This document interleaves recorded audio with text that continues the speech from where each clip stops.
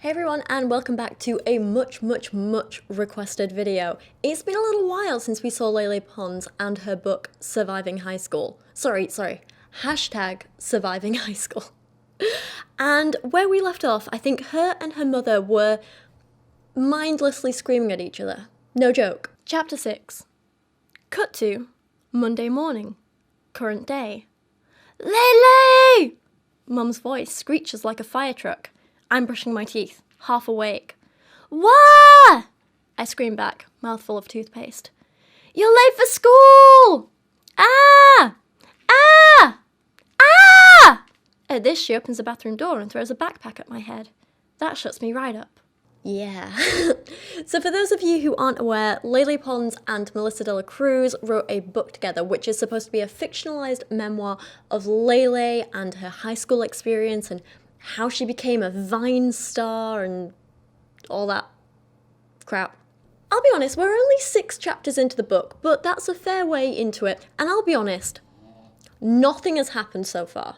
I could give you a quick recap, but there aren't really many events to recount. Instead, I'm just going to give you the opening of chapter 6 here, in which Lele basically gives us a summary of the main characters by complaining about them. Okay. So I started my day by being knocked out by a backpack. Big deal. So Alexi hasn't kissed me yet. So my enemy Yvette Amparo is wearing super fancy jeans from Rag & Bone and Proenza Schooler handbag? Well, I might as well be wearing a potato sack. None of this matters because I am Lele Pons and nothing can keep me down. I am invincible. The invincible, invisible girl. That's me. That's what the whole book has been like so far. That's it. Seriously, it's just been a lot of complaining that people aren't flocking to be her friend when Lele refuses to actually talk to or acknowledge anyone unless she's being sarcastic or moody or bitchy towards them. She has a crush on this boy, Alexi, and some weird double standards with other girls who like them, where it's okay for her to look at him and be like, oh, he's so hot, but if another girl does it, they're a cringy bitch, apparently. Also, the new thing that's happened is that she started making a few vines. If you want, you can watch the other 2 videos in this series if you fancy a giggle, but it's not essential to knowing what's going on in this video at all. Trust me, you've not missed much. If you do want to see them though, I will leave the links to them down in the description below, and also if you want to check out how I did this amazing rainbow pride themed makeup, I will leave the video for that down in the description below as well. Shameless self-promotion. Lele would be proud. So Lele starts strutting around the school at the start of this paragraph with a chapter, basically the same thing. She starts strutting around the school with this big fake grin plastered on her face, right? And her ridiculously oversized ego on display. But just like us, none of her classmates are actually in the mood for any of her fake positivity. And Lele writes, as it turns out, no one is in the mood for my good mood. They're jealous is what it is. Jealous that they can't get on my level. Even Mr. Contreras is glaring at me like I'm the Antichrist. That's her English teacher. Don't mind me, I say to the class. Just gonna sit down over here at my desk and get to work like everyone else. Nothing to see over here. Sorry I have so much energy. I think I had about 4.5 cups of coffee. Venezuelans love coffee. That's where I'm originally from. No one asked me that on my first day. Even though you guys asked Alexi where he was from, and he only started school 1 day after me, but whatever, that's okay, I'm over it, I forgive everyone. Whoa, Lele. Sometimes I get to talking and I just can't stop. If people weren't staring before, they certainly are now. Especially Alexi. Oops. Why does this sound and read like someone who, uses having a drink of alcohol or whatever to excuse crappy, annoying behavior, You know the person who has a glass or 2 of wine and suddenly they can't shut up. They start lecturing everyone about, hey, do you know what's wrong with you? You see, your problem is, you know the type. It's not coffee, it's not alcohol to blame, it's not an excuse to be a snarky bitch. We also get the classic Lele Pons racial stereotypes, because, let's be honest, she only has 2 punchlines. 1, her clumsiness, and 2, her race. And at this point, you might be thinking, but Rachel, they're not punchlines. Exactly. Also, correct me if I'm wrong, but I thought liking coffee was just a general Western thing. Most Americans drink coffee, hell of a lot of English people drink coffee. Most people in North and I think South America drink a lot of coffee. It's not something unique to Venezuelans, is it? I don't know, I might be wrong. Maybe it's just a stereotype that I'm not aware of. So the teacher responds like a teenage girl, weirdly, by saying, well, anyway, and instructs the class to get out their copies of The Great Gatsby, because this is apparently an English lit class, and apparently they do lesson stuff, not that you'd know it. And here we get a great example of why Lele is such a great influence on her young, impressionable child audience. The Great Gatsby? Since when are we reading The Great Gatsby? Did anyone care to tell me this? I mean, I know it was on my homework and supplies list, but I guess I forgot. I may have a daydreaming problem. Suddenly, I'm surrounded by a sea of Great Gatsbys. Where does one buy books these days anyway? I close my eyes and imagine Mr. Contreras ordering everyone to hurl their books at my head. I'm under siege, attacked by hard-covered corners and Dr. T.J. Eckelberg's big looming spectacles. Yeah, that's right, I've read the book.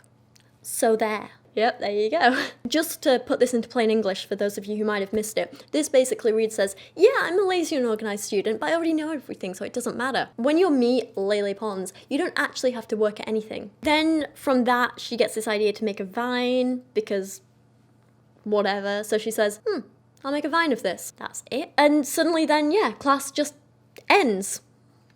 So what happened? Why bring up this whole plot point other than say, I might make a funny vine out of this? That's it. We don't actually know what happened with the book. Did Lele get in trouble for not having her book? Does she plan to buy the book? Did she share a book with someone else in the class? What did she do the whole lesson?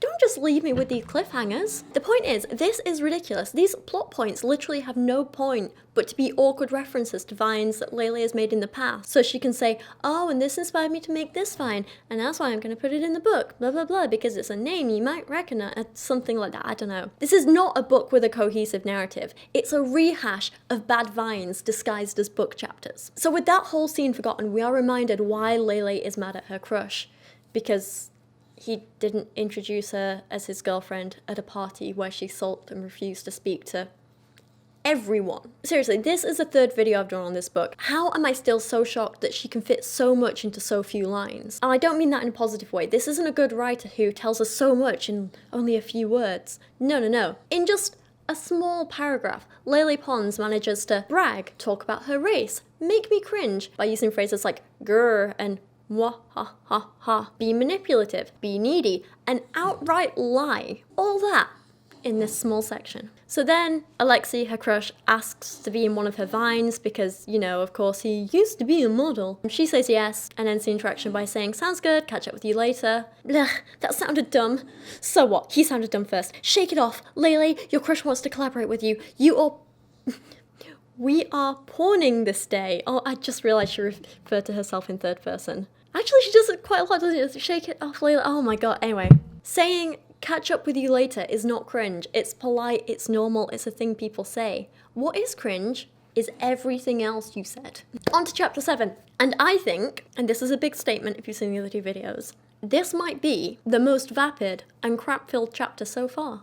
If you are an adult in two minds about allowing a teenager or child in your life to read this book, then after listening to this, you will almost definitely think, no, I'm gonna burn the book instead. If you are a teenager or child who is considering reading this book, just burn it. Burn it now. I'm gonna read you a few passages, and then we'll comment on them at the end. It's nice that Alexei wants to work with me, but he obviously doesn't like me, otherwise he would have asked me out by now. Anyway, this just serves as evidence to prove what I've always suspected. I'm just not pretty enough. I'm a pretty girl, no doubt, but I'm not pretty enough. If you don't live in girl world, you might not know what that means. You might say, pretty enough. If you have blonde hair and big boobs, you're pretty enough. Stop making things so complicated, woman. To which I say, be quiet, you sexist pig, and let me talk. What it means to be not pretty enough, explained by the one and only Lele Pons. When you're a girl, you are constantly surrounded by other girls, and therefore going to notice all the pretty features that they have that you just do not have. Boys don't compare themselves to other boys, because that isn't how they're wired. Girls are different. Are we different? Are we different? We see a girl who has something we think is prettier or better than what we have and instantly interpret that information as evidence that we are lacking in the value department. Writing now makes me realise how ridiculous it actually is. My smile is less pretty than that girl's, therefore I am less valuable as a human or less desirable as a girlfriend. It's not logical. But anyway, even if you're nice looking, there are all these girls around you who are going to be prettier, at least in your own opinion, but you'll compare yourself to them over and over and realise your beauty is dwarfed by their beauty. Lele Pons has such a hard life, doesn't she? I think this is what it's like to be a girl, but maybe it's just what it means to be a Lele. I'm a girl, can confirm. This is just Lele. Remember the time, and I'm talking about real life Lele now, not fictional memoir Lele. Remember the time her friend outed her for stealing her phone and deleting Vines and YouTube videos to try and sabotage her career? Oh, she was just supposed to be my best friend, and I found out like a month and a half ago that she was deleting all of my successful videos on Instagram and on YouTube and putting my account on private and tagging me in photos. The next day I call her, I'm like, Lele, did you delete my photo? And she was like, no, Amanda, I would never do that, blah, blah, blah. I'm your best friend. I was like, okay, like, I hope not, because every time my photos and videos would be deleted, you would be the one that was right by my side being like, don't worry, Amanda, that's so weird. YouTube and Instagram is doing this to you. Good thing I'm your best friend. I'm here for you. That's so crazy. Maybe you should just not post on YouTube anymore. She's like, Amanda, I didn't delete it. I'm like, Lele, did you delete my videos? And she's like, okay, I did it. I'm like, why? Why did you do that? And then she said she didn't want to talk about it. And then she said, because she's Latina. Just another example of this kind of thinking. You guys know I'm all about critiquing a person's actions or beliefs and not the person themselves, right? But here, all Lele's actions scream insecurity. And it's very hard to distinguish between bad actions and bad person. So I'm trying to be careful and not say Lele is insecure, but rather Lele is acting insecure.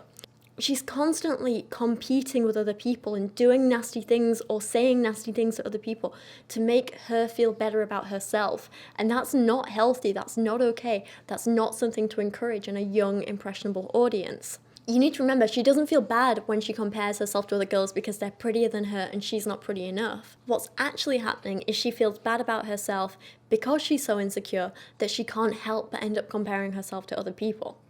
She's comparing herself to them because she feels bad. She doesn't feel bad because she's comparing herself to them. And the thing is, I know exactly where she's coming from because I used to be like this a lot when I was younger. I never used to have many female friends, and the whole thing stemmed back to being bullied by a lot of girls in school, and I ended up with no self-esteem. I was very insecure, and I was absolutely terrified of girls and women. I couldn't trust women, and it did make me kind of snarky at times.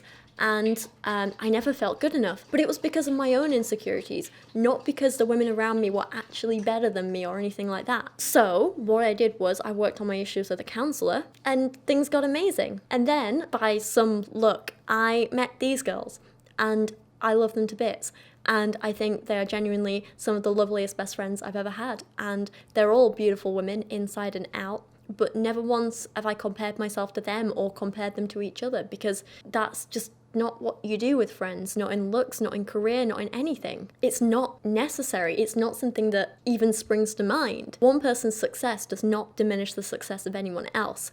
When one person being beautiful does not diminish the beauty of anyone else. I think that now I finally have these wonderful, amazing, supportive friends. It makes me realize how messed up I used to be, but also how messed up both real life and fictional hero Lele here. It makes me realize how messed up their view of other people and actions are. Like, when real life Lele deleted her friends' like videos and stuff like that because she was doing better than her, that just absolutely disgusts me, and I cannot imagine ever doing anything like that to my friends. Friends support each other and build each other up. They don't compare themselves to each other and get grumpy when you're like, oh, you're prettier than me. Like, no. Lele goes on to boast about how pretty and perfect she is, but boo-hoo, she has bad skin. You know, like 80% of teenagers. How she doesn't like her nose, which is kind of hilarious because around the time this book is set, real life Lele got a nose job, and she's basically boasting about how pretty and perfect she is now that she's fixed her problems. Anyway, also, no consistency at all, right? Let's remember everything that Lele has said about her hair in this book so far, and it's a lot. First up, it was, I like my long, thick, blonde hair. And then it was, oh god, my hair. My hair is long, long, long. If it were any longer, I would be Rapunzel, I swear. And then it was, it is the hair from hell. No matter what I do, I wake up with it in complete disarray. Knots and tangles and kinks and frizz. It's a daily battle. A struggle of good versus evil. Me in the bathroom using a comb to wrestle my hair like a dragon. And then, not long after that actually, as soon as I get my thousands of hair strands untangled and smoothed out, a bunch of them start popping up again, refusing to stay in place, rejecting rejecting the status quo of hair, rebelling against their oppressor, going against the grain like a bunch of whiny hippies. And then this chapter, my hair is lovely. No consistency. It's like she wants to be self-deprecating for the sake of humour, but she can't quite manage it because she has to remind people, I am pretty imperfect, really. Because let's be honest, being pretty is the only positive trait she actually has. Anyway, this whole passage here, this whole thing, is just so superficial and gross. And of course, Lele makes herself out to be the victim because her struggle is so much worse than everyone else's, obviously. Because, you know, if your ears are weird, that's okay because you can hide them and they're far back. But I have the worst thing because my nose is in the middle of my face. And that means I have a worse life than anyone else. What do you mean you're living in poverty? That's nothing. You can hide that. I have a bad nose. Oh, you think your life's bad? Your parents died when you were 3? At least you don't have bad skin like me that everyone can see. You can just tell people your parents are alive, but me, I can't pretend I don't have this spot right here. It's hard being Lele, okay? It's hard. And then Lele actually admits that she has insecurities, and you're like, damn, oh my god, a little bit of self-awareness finally. Maybe something positive in this book. You know, she is going to talk about something real, but turns out it all stems back to one summer when she ate nothing but junk food and put on some weight. Let me read this to you because I don't even know what to think of this section, genuinely. My insecurities have been with me for a long time. Whoa. Getting kind of real right now. I was a mega confident kid up until I turned 12 and went to summer camp, which is where I was when my body decided to stop metabolizing calories at the speed of lightning. I kept on my steady, no parents, no rules diet of 3 Musketeers, Red Vines and Sprite, not realizing now that food came with consequences. I gained about 25 pounds that summer and have never quite recovered from the image I saw in the mirror when I returned home. I exercised, got taller, and was back to my thin self. But it was too late. My hormones had kicked in and I was anchored in a state of constantly feeling just a little bit bad about myself. Welcome to girl world. Sigh. Yeah, there you go. So 2 pages of complaining while nothing happens and then the plot continues. I swear the only actual plot development or telling of story in this book involves, on Monday, I went to school. I said this. They said this. I said this. I felt great. I fell over. Everyone cringed. On Tuesday, I went to school. And I was rude to a person. And then they were rude back to me. And then I cried. Everyone pitied me. On Wednesday, I went to school.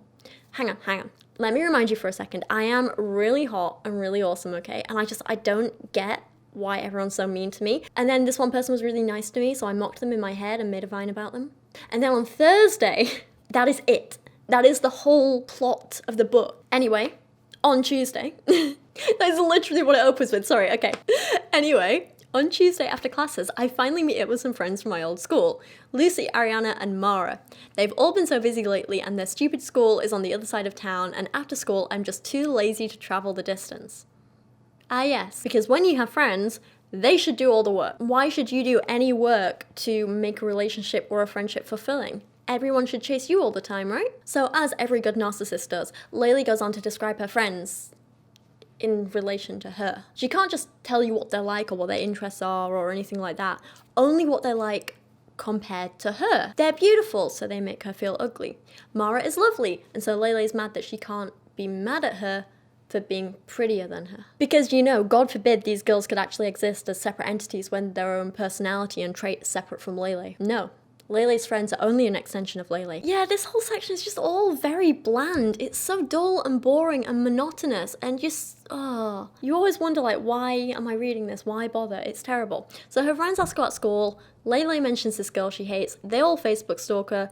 One friend tries to make Lele feel better about herself, to which Lele writes, that is exactly what good friends are supposed to do. Lie to each other about how pretty they are. She goes on to describe her friends as squad goal. Sorry, no, she does not. She just inserts in the middle of a random paragraph, #squad goals, and moves on. And then in the most r/that happened story of all time, a bunch of boys nearby shout hi to one of Lele's friends while Lele's away something frozen yogurt. When she returns, suddenly all the boys need to leave because Lele's so repulsive, apparently, and they're only interested in her friend when Lele's not around?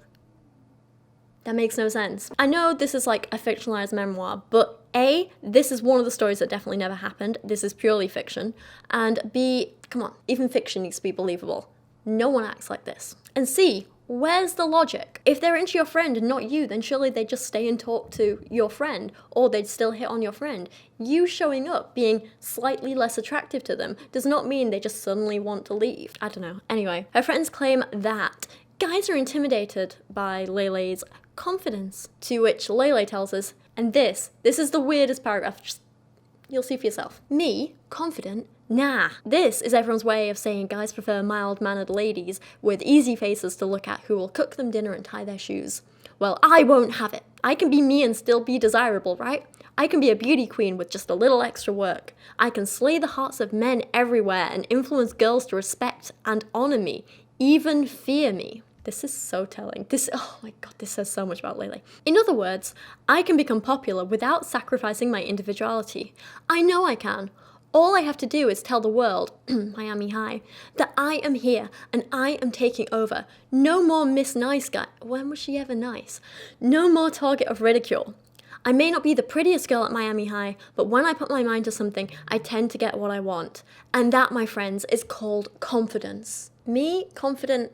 Nah. But I do tend to get what I want. That is called confidence. Did no one pick up on that contradiction? This whole section is one cringy stream of consciousness rant, and if I was reading like a 13-year-old's blog, I would understand it. But at the time, apparently, Lele was 19, working with a 44-year-old ghostwriter and an editor and a publishing company to portray a 17 or 18-year-old schoolgirl. I don't get who read this and thought, ah yes, this is the quality content people should be paying for. And yeah, that's it. That's the whole chapter. Again, nothing happens. I've said it before, but it's the epitome of telling and not showing, you know? We don't ever hear about how Lele ever makes any of the vines she talks about. You know, what are her feelings when she's doing it, making them? What's the process for her? Does she ever read the comments? And if so, what's her reaction? How do they make her feel? How does she ever decide which moments of her day make it into a vine? Does she ever experience self-doubt? I've said this before, but I want to see things like her fingers hovering nervously over the publish button. I want to see her staying up late at night researching vine ideas or marketing strategies or watching other content creators, you know, because she's so passionate about it. Let's hear about her propping her phone up on books to make a makeshift tripod because she doesn't have anything else, you know, while she films in a bedroom or something. Show us what is happening. Show us the process. Involve us. Don't just add throwaway lines to the end of your chapters telling us, I upload, when you're the ugly one in the group, and watch the likes start to pour in. The reliable comfort of validation from others. That's as much as we ever get. And this is supposed to be a book about her finding Vine and becoming a Vine star while she's in school. And that's all we ever get. It's boring. I just want to compare this quickly to some of the passages from not a similar book, but a better book. But Dawn Porter's book, The Cows, which I think is great. I'm not a huge fan of the present tense writing style in it, but other than that, I love the characters, I love the plot. Great book. Anyway, in it she has this character Cam, who is a blogger, and we first meet her by just reading a few of her blog posts, right? Without context, so we know nothing else about her other than what she's publishing online. And then slowly, as the book goes on, we start to see more about what happens behind the scene as well. Included in this is we see her in the middle of her writing process. We see the things in her life that inspire her writing, and we see the moments leading up to it. We see where she is when she writes. And let me just read you a passage as an example, right? This is just a small little bit. This is just one example. There's many of these throughout the book. But in this, Cam has just got back from this absolutely awful date, right, with this guy who she doesn't want a relationship with, but he wants a relationship with her, and he's so much younger than her, and she's starting to like have all these doubts and question things, and everything she thought she was certain on, she's now not. Listen to this and compare it to Lele's one line. Back at her kitchen table, laptop in front of her, half a pizza to her right and a cup of tea to her left, she thinks about what to write. She knows her relationship with the world through the internet is better than it is with it in person, but does that matter? Why should she have to be great offline when she can be everything she wants to be online? It's not like she has no other contact with other humans at all. There's her family, Mark, and of course she has friends. Sure, she conducts most of her relationships on email, but it's not like she's literally alone, like an old person in a home that no one wants to come visit. She could go out if she wanted to, she just doesn't want to. She sits for a minute and thinks about that. Does she want to? Or has she become so consumed with her online profile that she's forgotten how to communicate face to face? She shakes her head. No, No, that isn't how it is.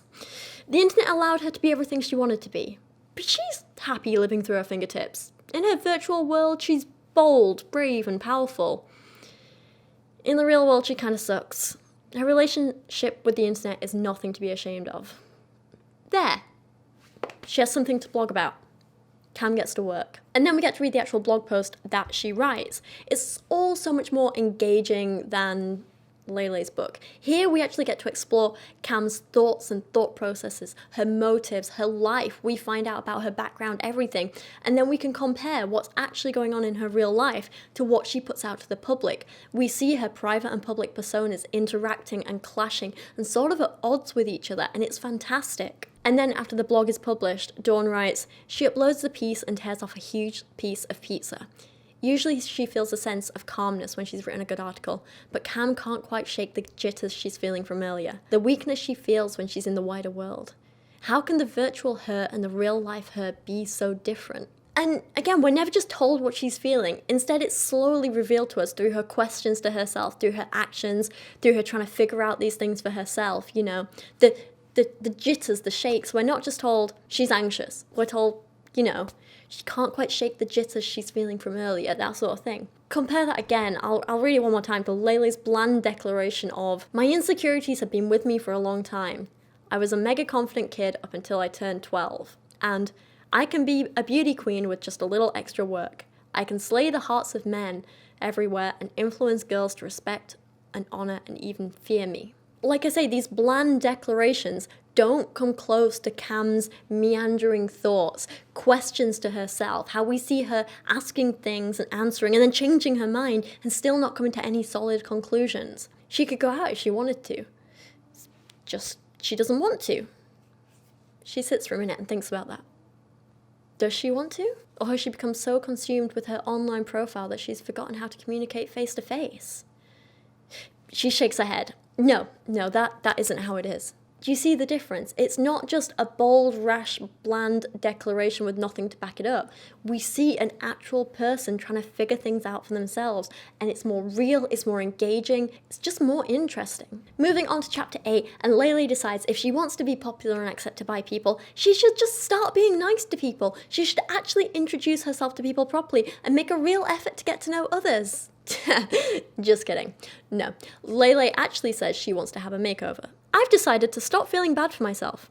I'm going to get a makeover and prove to everyone that I can be the cool girl. But I'm not going to stop being myself. I'm still going to look like myself. But now I'm going to be a better version. Lele 2.0, if you will.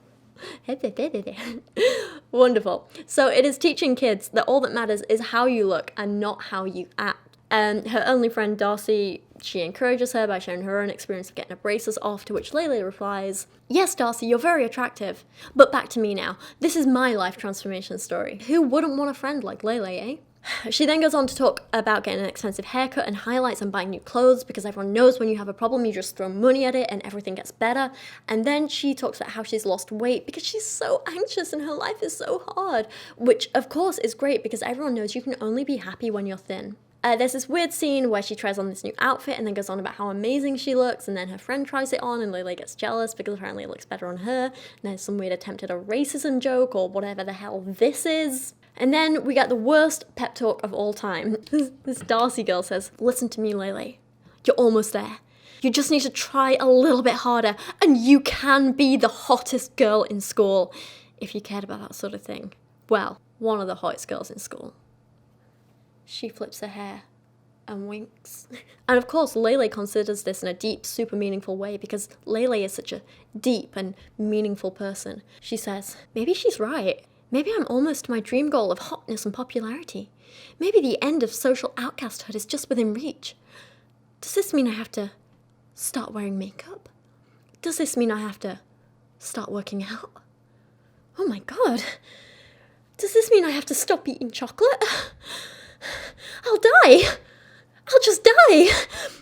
Get it together, Lele. One must make sacrifices when planning to take over the world. Cue evil laughter. I just cannot deal with this book. It is actual torture at this point. But of course, I am gonna keep reading it for you guys. So if you'd like to see chapter 9 and onward, So if you would like to see me read and review chapter 9 and onwards, please let me know down in the comments below. Also leave me a comment, let me know what your favorite part, or least favorite part rather, of this book has been so far. As always, I read all your comments and I love seeing feedback from you guys. So let me know not only if you want the next part of this video, but what other videos you would like to see from me in the future. I love hearing your suggestions, and ultimately I am here to make you happy and entertain you, so I'm going to make the kinds of videos that you want to see, as well as the ones that I find fun and interesting, because, you know, why the hell not? Anyway, I'm rambling, so thank you so much for watching today. I appreciate you all so much, and I will see you again very, very soon.